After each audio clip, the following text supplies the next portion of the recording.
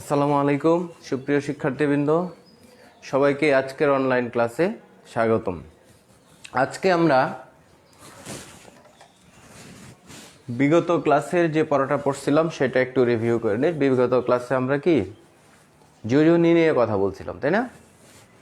যোজনীর বিভিন্ন পরিবর্তনশীল যোজনী, গাঠনিক সংকেত, তারপরে একই মৌলে কিভাবে একাধিক যোজনী হয়, সালফারের দেখছিলাম, কার্বনের দেখছিলাম, এগুলা। আজকের ক্লাসটা মূলত একটু অন্য টপিকস নিয়ে। তো ইতিমধ্যেই তোমরা হয়তো অ্যাসিড, ক্ষারক এবং লবণ সম্পর্কে ধারণা নিছো। অন্য একজন স্যার নিশ্চয়ই এটা পড়াইছেন ভালো করে। আজকে আমি পিএইচ নিয়ে কথা বলবো তোমাদের সাথে। তো পিএইচ নিয়ে কথা বলার আগে আমি একটু অ্যাসিডের বিষয়টা তোমাদের নিশ্চয়ই মনে আছে, তারপরে আমি একটু বলে নিই যে অ্যাসিড এবং ক্ষারকের বিষয়টা একটু আলোচনা করে নিই।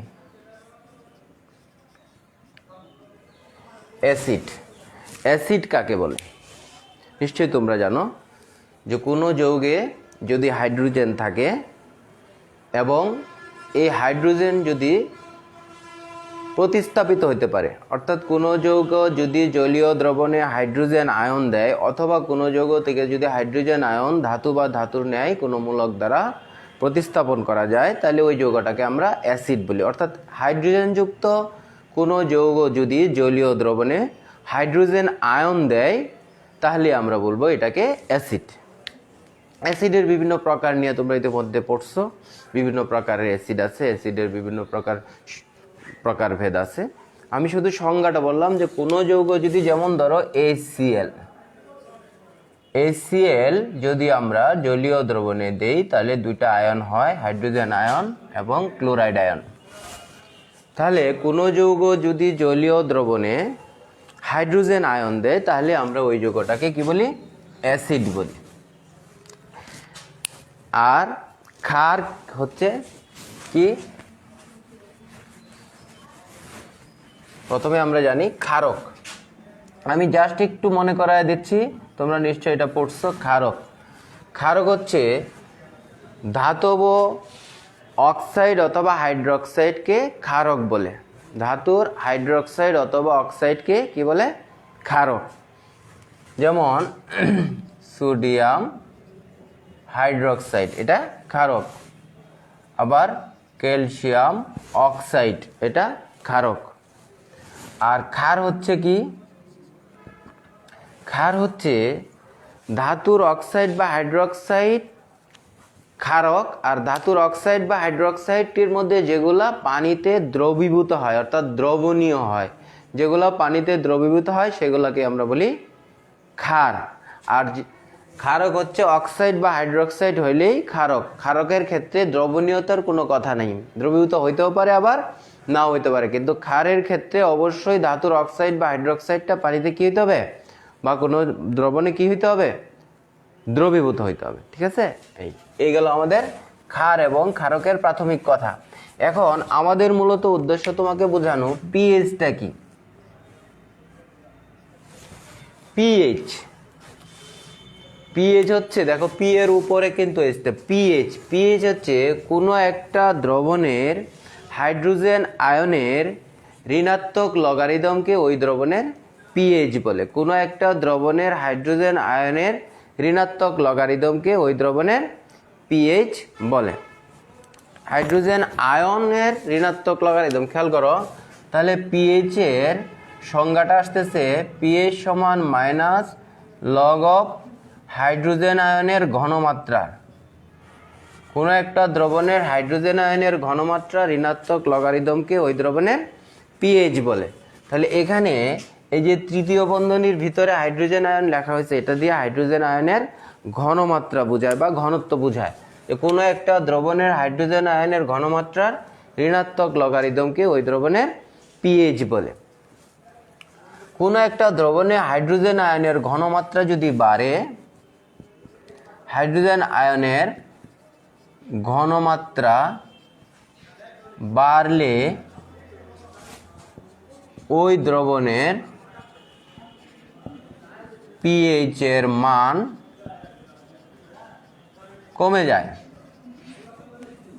কোনো একটা দ্রবণে হাইড্রোজেন আয়নের ঘনমাত্রা যদি বেড়ে যায় তাহলে পিএইচ এর মান কমে যায়। এটা হলো পিএইচ এর গাণিতিক সমীকরণ। এটা হচ্ছে পিএইচ এর গাণিতিক সমীকরণ। পিএইচ সমান minus log of hydrogen ion, অর্থাৎ কোনো একটা দ্রবণে হাইড্রোজেন আয়নের ঘনমাত্রা যদি বাড়ে তাহলে পিএইচ এর মান কমে। আবার হাইড্রোজেন আয়নের ঘনমাত্রা যদি কমে যায়, হাইড্রোজেন আয়নের ঘনমাত্রা যদি কমে যায়,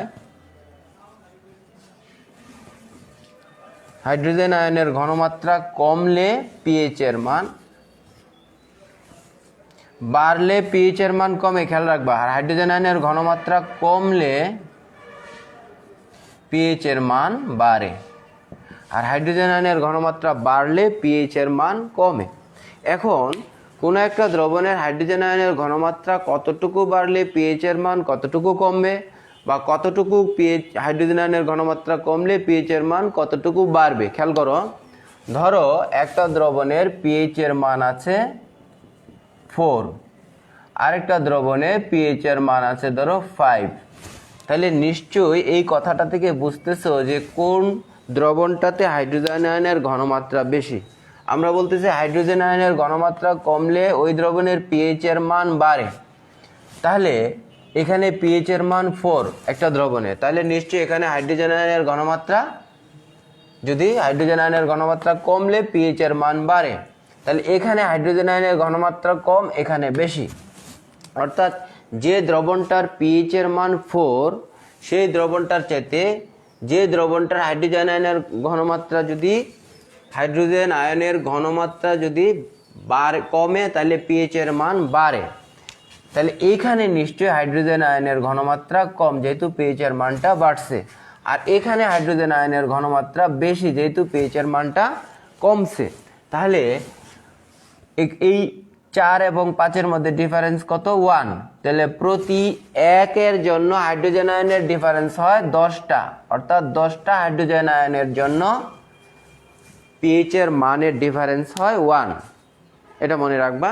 তাহলে দেখা গেল যে কোনো একটা দ্রবণের হাইড্রোজেন আয়নের ঘনমাত্রা কমলে পিএইচ এর মান বাড়ে, আর হাইড্রোজেন আয়নের ঘনমাত্রা বাড়লে পিএইচ এর মান কমে। কতটুকু কমে কতটুকু বাড়ে? প্রতি 1 মানের জন্য 10টা হাইড্রোজেন আয়নের ডিফারেন্স হয়। এটা মনে রাখবা। এটা গেল পিএইচ কি। আমি আবার বলতেছি, পিএইচ হচ্ছে কোনো একটা দ্রবণের হাইড্রোজেন আয়নের ঘনমাত্রার ঋণাত্মক লগারিদমকে ওই দ্রবণের পিএইচ বলে। আর পিএইচ এর গাণিতিক সমীকরণটা হচ্ছে পিএইচ সমান minus log of hydrogen ion. এটা গেল হাইড্রোজেন আয়নের ঘনমাত্রার বাড়লে বা কমলে পিএইচ এর মানের কি পরিবর্তন হয়। এখন আমরা আসবো পিওএইচটা কি।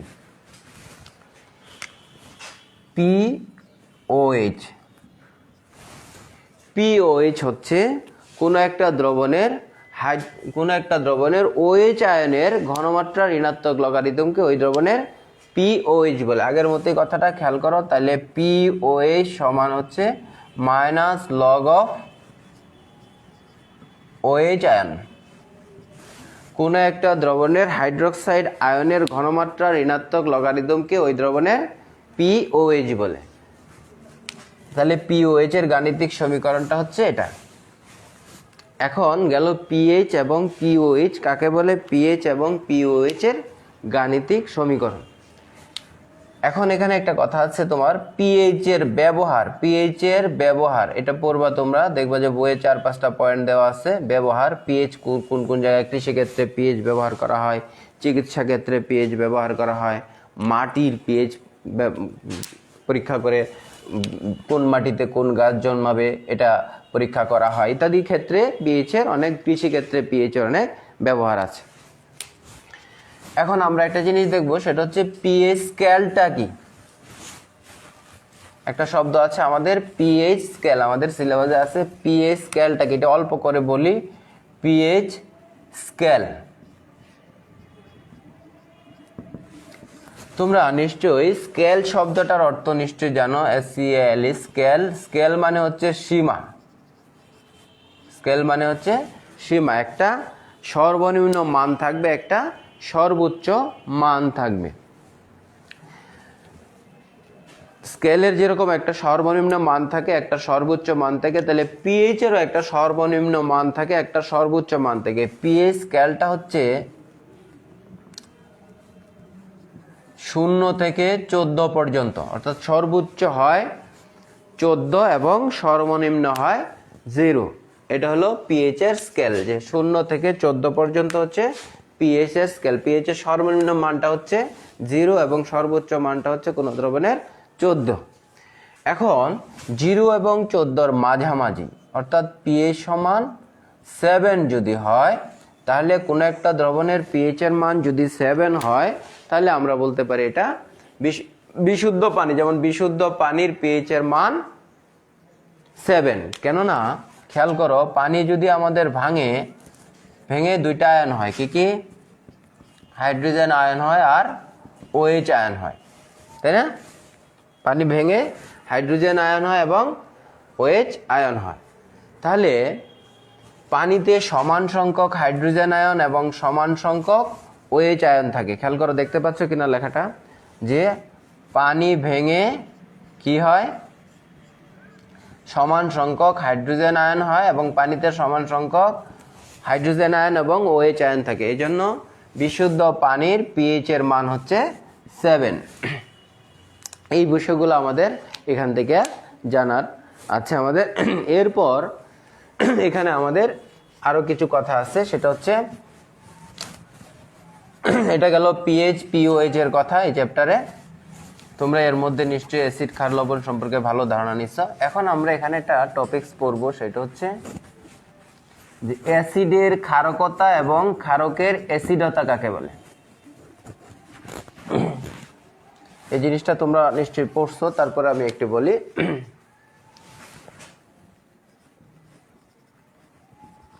অ্যাসিডের ক্ষারকতা আর ক্ষারকের হয় অ্যাসিডতা। অ্যাসিডের ক্ষারকতা এবং ক্ষারকের অ্যাসিডতা। অ্যাসিডের ক্ষারকতা বা ক্ষারকত্বের সংজ্ঞা হচ্ছে কোনো অ্যাসিড দ্বারা কোনো ক্ষারকে প্রশমিত করার ক্ষমতাকে বলা হয় ওই অ্যাসিডের ক্ষারকতা। কোনো অ্যাসিড দ্বারা ক্ষারকে প্রশমিত করার ক্ষমতাকে বলা হয় ওই অ্যাসিডের ক্ষারকতা। যেমন HCl একটা অ্যাসিড। আমরা জানি ক্ষারকত্ব অনুসারে অ্যাসিড 3 প্রকার: এক ক্ষারকীয় অ্যাসিড, দ্বিক্ষারকীয় অ্যাসিড, ত্রিক্ষারকীয় অ্যাসিড। সেটার পরে আসতেছি যে অ্যাসিডের ক্ষারকতা হচ্ছে কোনো অ্যাসিড দ্বারা কোনো ক্ষারকে প্রশমিত করার ক্ষমতাকে বলা হয় ওই অ্যাসিডের ক্ষারকতা। যেমন আমরা যদি HCl এর সাথে সোডিয়াম হাইড্রোক্সাইডের বিক্রিয়া করাই, তাহলে কি হয়?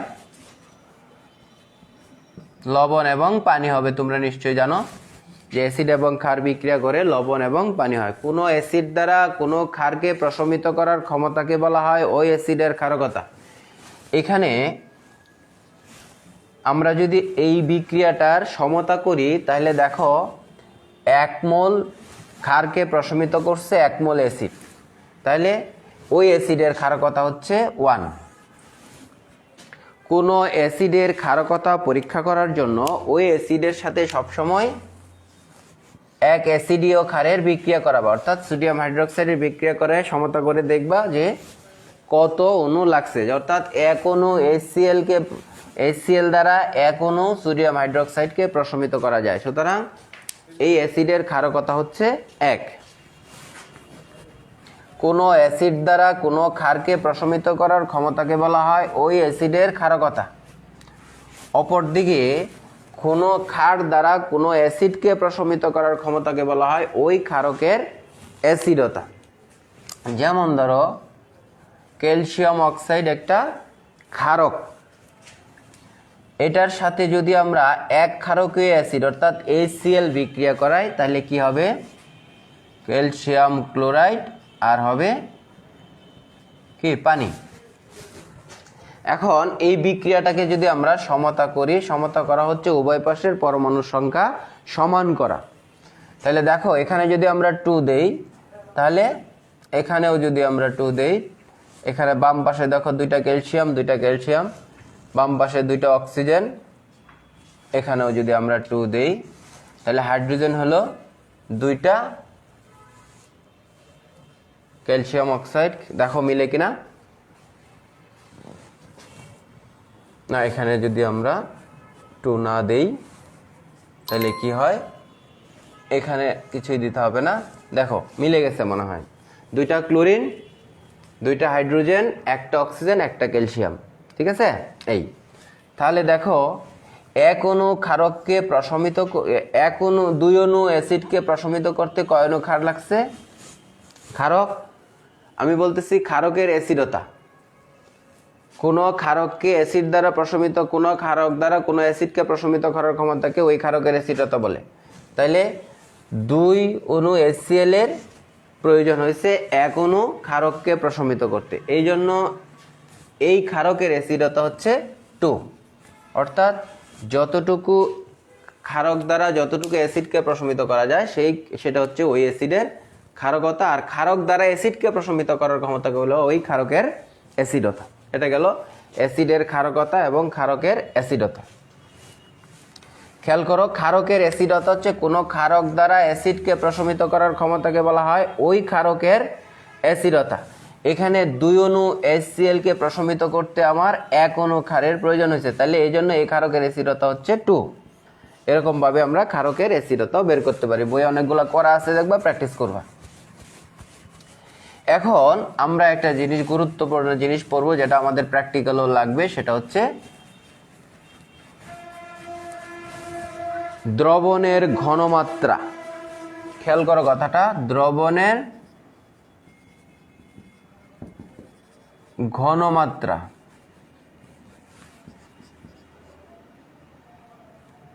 দ্রবণের ঘনমাত্রা নির্ণয়।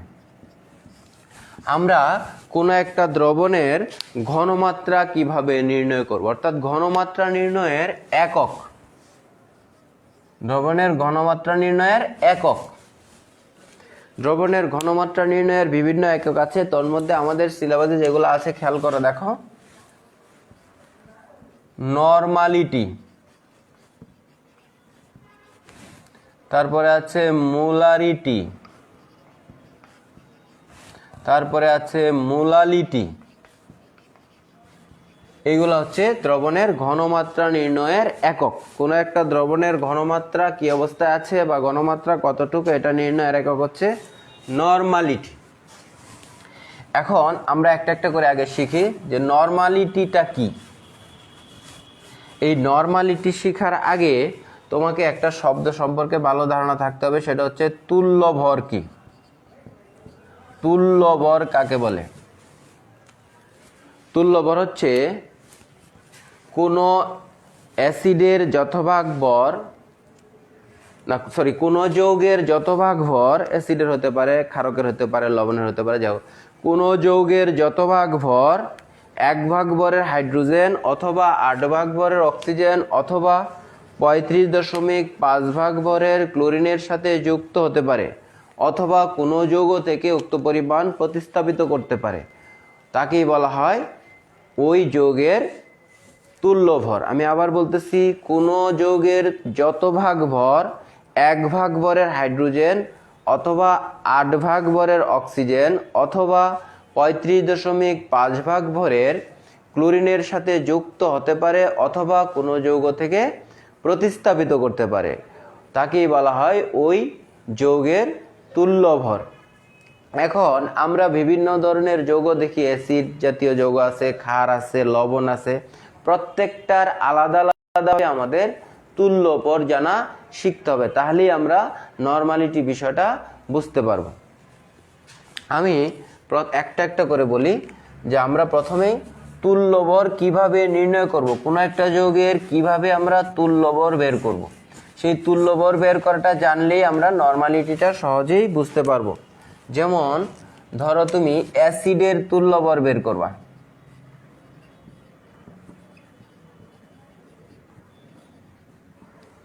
তাহলে অ্যাসিডের তুল্য ভর বের করার সূত্রটা হচ্ছে, যে অ্যাসিডের তুল্য ভর তুমি বের করবা সেই অ্যাসিডের প্রথমে আণবিক ভর বের করতে হবে। আণবিক ভর, আণবিক ভর। অ্যাসিডের তুল্য ভর মানে হচ্ছে অ্যাসিডের আণবিক ভর ডিভাইডেড বাই অ্যাসিডের ক্ষারকতা অথবা হাইড্রোজেন আয়নের সংখ্যা। কোনো অ্যাসিডের তুল্যভর বের করার সূত্র হচ্ছে ওই অ্যাসিডের আণবিক ভর ডিভাইডেড বাই ওই অ্যাসিডের মধ্যে কয়টা হাইড্রোজেন আছে সেই সংখ্যাটা। যেমন আমি একটা উদাহরণ দেই, ধরো এইটা একটা অ্যাসিড, কি অ্যাসিড? এটা সালফিউরিক অ্যাসিড, তোমরা জানো। তাহলে সালফিউরিক অ্যাসিডের তুল্যভর বের করব। সালফিউরিক অ্যাসিডের তুল্যভর, এই কথাগুলো ইচ্ছা করলে তোমরা একটু লিখে রাখতে পারো।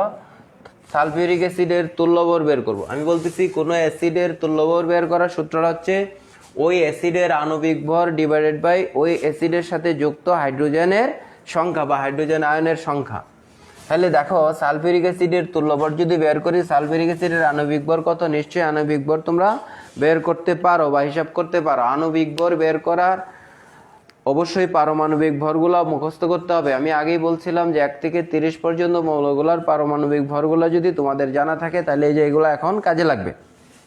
খেয়াল করো যে সালফিউরিক অ্যাসিডের তুল্যভর হচ্ছে আণবিক ভর কত? হাইড্রোজেনের পারমাণবিক ভর 1, হাইড্রোজেন আছে কয়টা? 2টা, যোগ সালফারের পারমাণবিক ভর কত? 32, যোগ অক্সিজেনের পারমাণবিক ভর কত? 16, অক্সিজেন আছে কয়টা? 4টা, এই জন্য 4 দিয়ে গুণ হবে। এখানে হাইড্রোজেন আয়ন কয়টা আছে বা হাইড্রোজেনের সংখ্যা কয়টা আছে? 2টা। তাহলে আমরা যদি এগুলা হিসাব করি তাহলে কত হয়?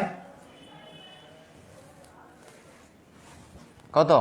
2 যোগ 32 যোগ 64, তাহলে কত হয়? 4 আর 2 6 আর 2 8, অর্থাৎ 98/2 কত হলো? 49। তাহলে সালফিউরিক অ্যাসিডের তুল্যভর হচ্ছে 49। অর্থাৎ অ্যাসিডের তুল্যভর বের করার সূত্রটা হচ্ছে অ্যাসিডের আণবিক ভর ডিভাইডেড বাই হাইড্রোজেন আয়নের সংখ্যা। তাহলে আমরা একটা উদাহরণ দিলাম, সালফিউরিক অ্যাসিডের তুল্যভর আমরা বের করব। তাহলে সালফিউরিক অ্যাসিডের তুল্যভর বের করো কিভাবে? সালফিউরিক অ্যাসিডের আণবিক ভর হচ্ছে, আমরা হিসাব করলাম এখানে হাইড্রোজেন কয়টা? 2টা, অর্থাৎ হাইড্রোজেনের পারমাণবিক ভর 1 ইন্টু হাইড্রোজেন আছে কয়টা? 2টা, তারপরে যোগ সালফারের পারমাণবিক ভর আমরা জানি 32, তারপর অক্সিজেনের পারমাণবিক ভর 16, অক্সিজেন পরমাণু আছে এখানে 4টার জন্য 4 দিয়ে গুণ হয়েছে, ঠিক আছে। এরপরে 2 দিয়ে ভাগ করলাম, এখানে হাইড্রোজেন আয়ন আছে 2টা, এভাবে আমরা লিখলাম 49। অর্থাৎ সালফিউরিক অ্যাসিডের তুল্যভর হচ্ছে 49। এভাবে কোনো অ্যাসিডের তুল্যভর বের করা যায়। আচ্ছা, এখন আমরা দেখব কোনো ক্ষারকের তুল্যভর কিভাবে বের করতে হবে।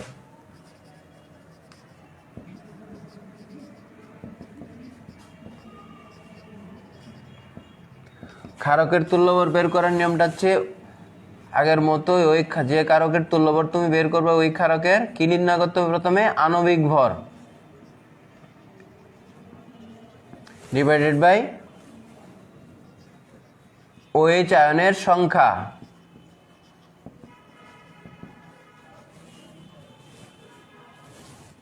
ঠিক আছে, তাহলে OH আয়নের সংখ্যা যেমন যদি আমরা বের করি যে সোডিয়াম হাইড্রোক্সাইডের তুল্যভর কত, তাহলে কি হবে? সোডিয়াম হাইড্রোক্সাইডের সোডিয়ামের কত? পারমাণবিক ভর 23, যোগ অক্সিজেনের 16 যোগ 1। এখন এখানে OH আয়ন আছে কয়টা? একটা, তাহলে আমরা 1 দিয়ে ভাগ করব, তাহলে কত হবে? 24 আর 16 40, তাহলে 40/1 অর্থাৎ কত? 40। এটা হচ্ছে তোমার সোডিয়াম হাইড্রোক্সাইডের তুল্যভর। এইভাবে কোনো একটা ক্ষারকের তুল্যভর বের করা যায়। এখন আমরা দেখব লবণের তুল্যভর কিভাবে বের করা যায়। তোমরা নিশ্চয়ই ইতিমধ্যে অ্যাসিড ক্ষার লবণ সম্পর্কে ধারণা নিছো। আমরা এখন দেখব যে অ্যাসিডের লবণের তুল্যভর কিভাবে বের করা যায়। কোনো একটা লবণের তুল্যভর কিভাবে আমরা বের করব?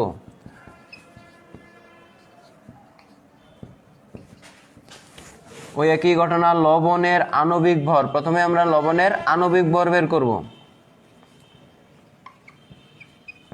লবণের আণবিক ভর বের করার পরে লবণের সাথে যুক্ত ধনাত্মক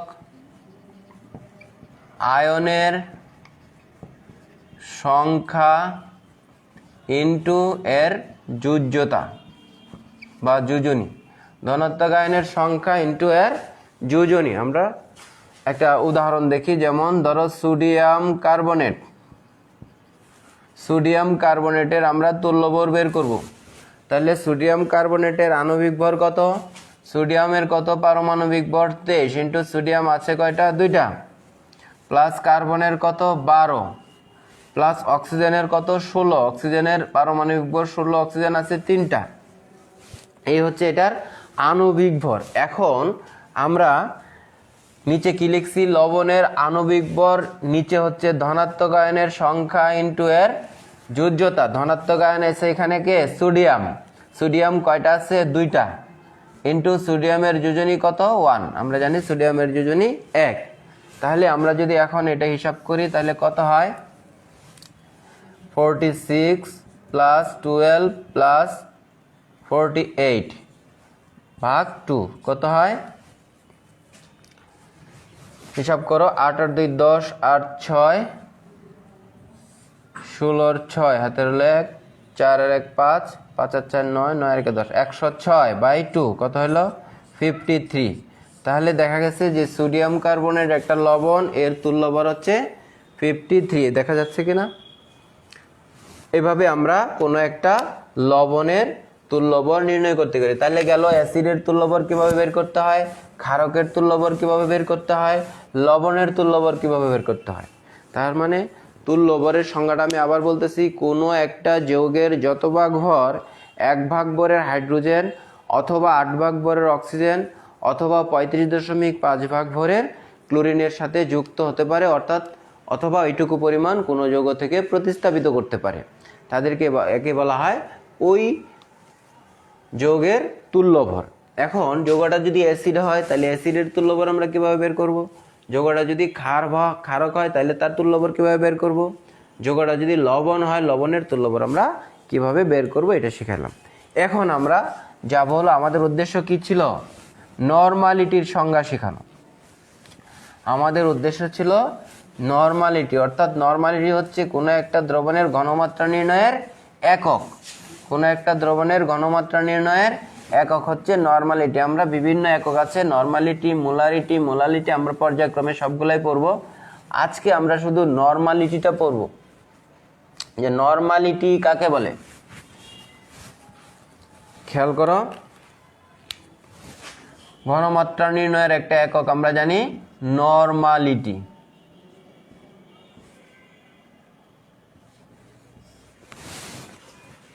নরমালিটি হচ্ছে নির্দিষ্ট তাপমাত্রায় প্রতি লিটার আয়তনে কোনো একটা দ্রবের মধ্যে, প্রতি লিটার আয়তনে কোনো একটা দ্রবের তুল্যভর পরিমাণ যদি দ্রবীভূত থাকে তাহলে আমরা ওই দ্রবণটাকে বলি নরমাল দ্রবণ, আবার এটাকে বলি আমরা নরমালিটি। নির্দিষ্ট তাপমাত্রায়, কথাটা খেয়াল করো, নির্দিষ্ট তাপমাত্রায় প্রতি লিটার আয়তনে, নির্দিষ্ট তাপমাত্রায় প্রতি লিটার আয়তনে কোনো একটা দ্রবের তুল্যভর পরিমাণ যদি দ্রবীভূত থাকে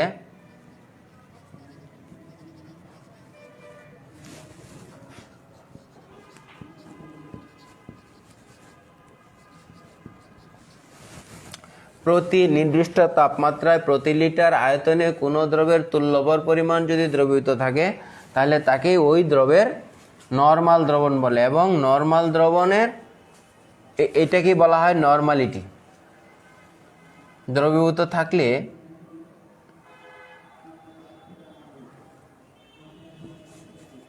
তাকে ওই দ্রবের নরমাল দ্রবণ বলে।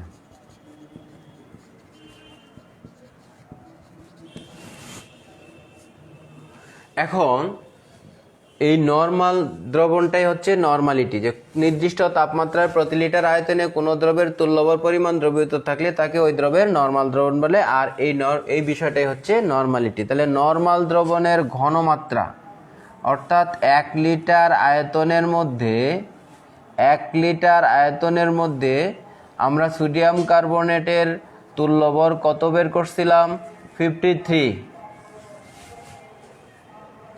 তাহলে এখানে যদি 53 গ্রাম সোডিয়াম কার্বনেট দ্রবীভূত থাকে 1 লিটার আয়তনের মধ্যে, তাইলে এটা সোডিয়াম কার্বনেটের হয় নরমাল দ্রবণ। এটাই হচ্ছে নরমাল দ্রবণের ঘনমাত্রা হয় 1 নরমাল। এটাকে এন দ্বারা প্রকাশ করা হয়, ক্যাপিটাল এন দ্বারা প্রকাশ করা হয়। এটা গেল নরমাল দ্রবণ বা নরমালিটি। প্রতি লিটার আয়তনে কোনো দ্রবের তুল্যবর পরিমাণ যদি দ্রবীভূত থাকে তাহলে এটাকে বলা হয় নরমাল দ্রবণ, আর নরমাল দ্রবণের ঘনমাত্রা হয় 1 নরমাল। এটাই হচ্ছে নরমালিটি। এখন আমরা এখানে আরেকটা বিষয় আছে, সেটা যদি বলি যে সেমি নরমাল দ্রবণ কাকে বলে। আমরা গেল নরমাল দ্রবণ বা নরমালিটি গেল। এখন আমরা দেখব, প্রথমে আমরা জানলাম নরমাল দ্রবণ, এখন আমরা বলবো সেমি নরমাল দ্রবণ।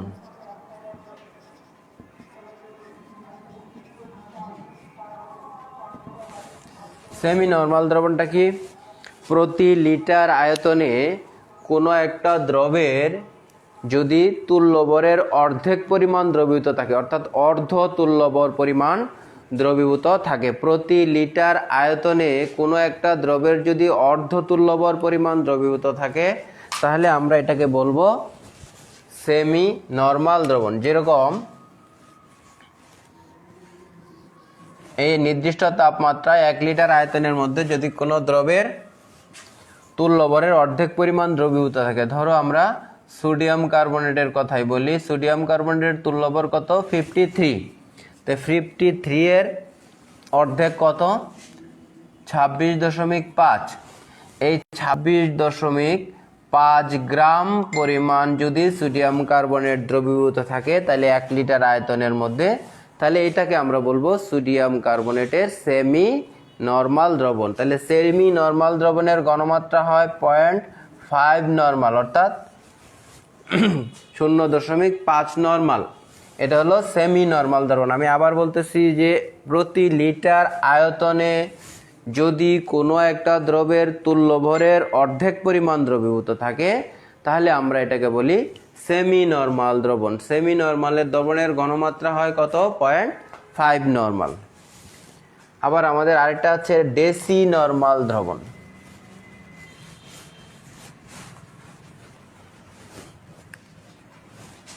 ডেসি নরমাল দ্রবণ,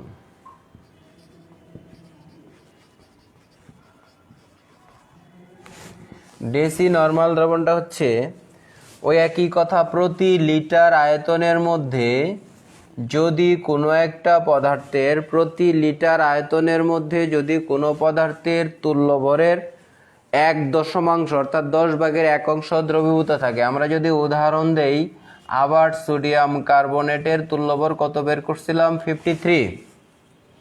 তাহলে 53 এর 1/10 কত হবে 5.3 গ্রাম, তাই না? তাহলে 1 লিটার আয়তনের মধ্যে যদি 5.3 গ্রাম সোডিয়াম কার্বনেট দ্রবীভূত থাকে তাহলে এটা হবে সোডিয়াম কার্বনেটের ডেসি নরমাল দ্রবণ। আর ডেসি নরমাল দ্রবণের ঘনমাত্রা হয় 0.1 নরমাল। এই 0.1 নরমালের আরেকটা নামই হচ্ছে ডেসি নরমাল, 0.5 নরমালের আরেকটা নামই হচ্ছে সেমি নরমাল। তাহলে দেখো আমি আবার বলতেছি, নরমাল দ্রবণটা কি? যে প্রতি লিটার আয়তনে কোনো একটা দ্রবের যদি তুল্যবরের সমান পরিমাণ দ্রবীভূত থাকে তাহলে ওই দ্রবণটাকে বলা হয় ওই দ্রবের নরমাল দ্রবণ। নরমাল দ্রবণের ঘনমাত্রা হয় 1 নরমাল। আর সেমি নরমাল দ্রবণটা কি? সেমি নরমাল দ্রবণ হচ্ছে একই কথা, নির্দিষ্ট তাপমাত্রায় প্রতি লিটার আয়তনে কোনো পদার্থের যদি অর্ধ তুল্যবর দ্রবীভূত থাকে, অর্থাৎ তুল্যবরের অর্ধেক পরিমাণ দ্রবীভূত থাকে, তাহলে আমরা এটাকে বলতেছি সেমি নরমাল দ্রবণ। সেমি নরমাল মাত্রা হয় 0.5 নরমাল। এখন আমরা আসি ডেসি নরমাল দ্রবণ। প্রতি লিটার আয়তনে কোনো একটা পদার্থের, এই সংজ্ঞাটা একরকমই, যে নির্দিষ্ট তাপমাত্রায় প্রতি লিটার আয়তনে কোনো একটা পদার্থের তুল্যবরের 10/1 অর্থাৎ 1/10 পরিমাণ যদি দ্রবীভূত থাকে তাহলে আমরা এটাকে বলি ওই দ্রবের ডেসি নরমাল দ্রবণ। ডেসি নরমাল দ্রবণের ঘনমাত্রা হয় 0.1 নরমাল। আমরা সোডিয়াম কার্বনেট দিয়ে উদাহরণ দেখালাম, তোমরা আরও বিভিন্ন যৌগের অ্যাসিডের বা ক্ষারের বা বিভিন্ন লবণের এরকম বের করবা, বইয়ে দেখবা করা আছে, এগুলো প্র্যাকটিস করবা। তাহলে আমরা আজকে দেখলাম নর্মাল দ্রবণ। নর্মাল দ্রবণের মধ্যে আমরা দেখলাম সেমি নর্মাল দ্রবণ, ডেসি নর্মাল দ্রবণ, নর্মালিটি। তো নর্মালিটিটা আমি আবার বলতেছি যে প্রতি লিটার নর্মালিটিটা কি প্রথমে আমাদের সেটা জানতে হবে। নর্মালিটিটা হচ্ছে কোনো একটা দ্রবণের ঘনমাত্রা নির্ণয়ের একক। ঘনমাত্রা নির্ণয়ের একক আমরা আরও পড়ছি, মোলারিটি, মোলালিটি। এখন এগুলা আরও আপডেট হয়েছে, পিপিএম এগুলো আছে, তারপরে আগামী ক্লাসে এগুলো বলবো তোমাদের। আপাতত আজকে আমরা নর্মালিটি পর্যন্ত বললাম, আমাদের মোলারিটি, মোলালিটি এগুলো রয়ে গেছে। নেক্সট ক্লাসে আমরা এগুলো পড়বো। এখানে আমাদের আজকের ক্লাসটাতে আমরা যে পড়াগুলো পড়ছি এগুলো তোমরা বাসায় একটু প্র্যাকটিস করবা। কেউ কোনো কিছু বুঝতে সমস্যা হইলে আমাকে ফোন করবা অথবা কমেন্টসে জানাবা, তাহলে আমি হেল্প করার চেষ্টা করবো ইনশাল্লাহ। ঠিক আছে? তাহলে আমরা আবার বলি আজকে কি কি পড়লাম। আজকে আমরা অ্যাসিড সম্পর্কে একটু ধারণা নিলাম, যদিও এর মধ্যে তোমরা এটা পড়ছো।